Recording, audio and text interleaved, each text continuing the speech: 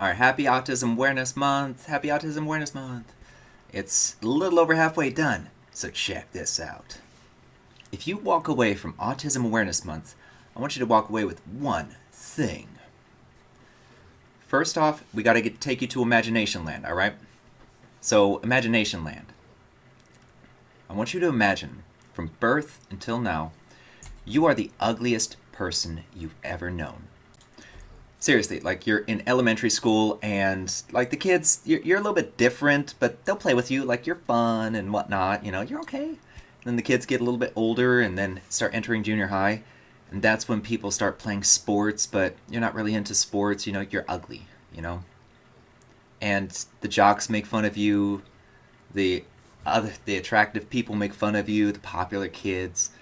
And of course, you're friends with those one kids that, they're like friends with everybody. They're just like super nice and accepting. And maybe a few other friends along the way that like, they're never really close, but they're close enough that you think they're a friend.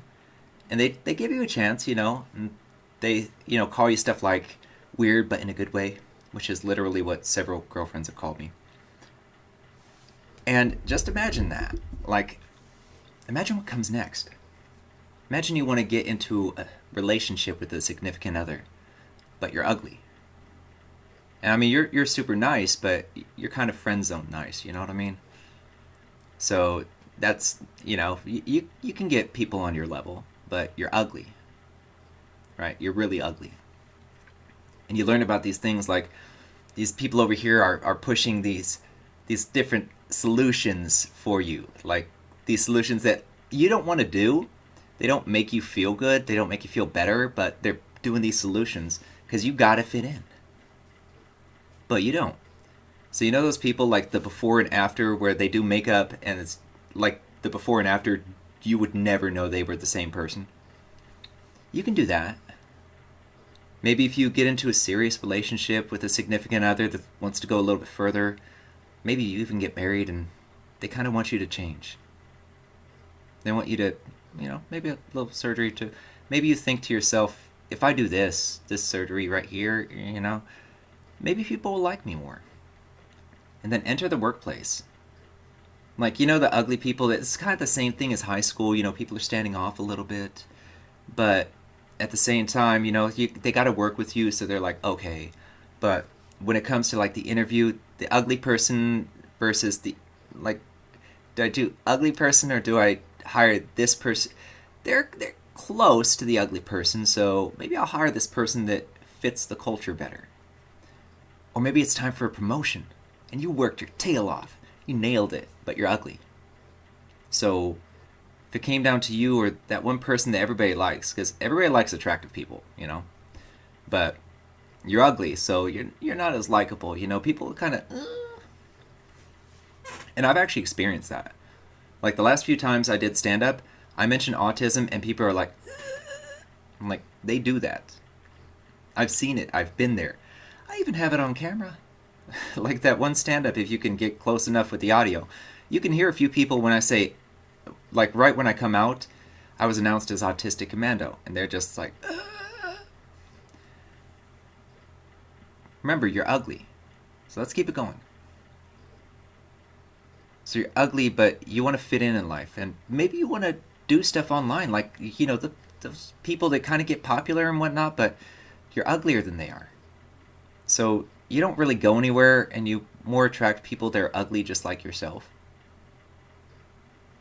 People don't want to take you seriously because, I mean, am I going to listen to the attractive person that, is confident and really feels confident? Like, maybe they're right, maybe they're wrong, but how do I know which one's right and wrong, what I'm saying? Because I'm asking for advice, so I'd rather trust the attractive person than the ugly person. Or maybe get a second opinion, because maybe that ugly person is like trying to take something out on me or something like that, You're ugly. Hostile work environments are a real thing. I've endured several. In one, there was a 12-hour day that I couldn't take a bathroom break or get lunch because they found out what I am, how much I made, and like went straight into my personnel file. I mean, it was horrible. But I was also trained to be a manager, and I was going to take over the new store, so I guess I had to endure the no lunch, no bathroom break, all of that, and all the other negative treatment. Another job every week from week 2 to week to month 6. I would go home at least once a week with a stress headache because I spent a few $1,000s to take this really cushy job. But the manager was threatening me, like threatening my job. And I didn't want to leverage his manager, who happened to be my student, and the reason I got hired. That's a true story, too. Imagine this, imagine this. Imagine you're in front of 1,300 students in high school. You're ugly, but this is your time to shine. And they announce your name in front of all those people, right? All those students, 1,300. And you hear gasps around the crowd. But you're ugly, so that's why. Like, everybody knows you, but you're like that weird, ugly person. And then you crack during your moment to shine, singing the national anthem on Rocket's Red Glare. That happened too. And I'm not the only one with these stories. A lot of like, if you saw me in real life, you would have no idea I'm autistic. That's kind of the makeup thing I was telling you about. But when you wear makeup all the time, it wears your skin. Only for us, it wears our mind. Because we have to pretend to be somebody else just so that you guys will like us. So that our parents won't think we're inconvenient. So that people won't try to train us to be normal. That's the reality of autism. I know it's not the greatest, but at the same time, when you have countries like Canada passing bills that say, you can unalive yourself, we don't want to take care of you. Like, they will assist in people unaliving themselves. That's a bill I just heard about. You're ugly, so you're dispensable. You're disposable. Put yourself in those shoes. You being ugly. What would that be like for you? Because that's our lives.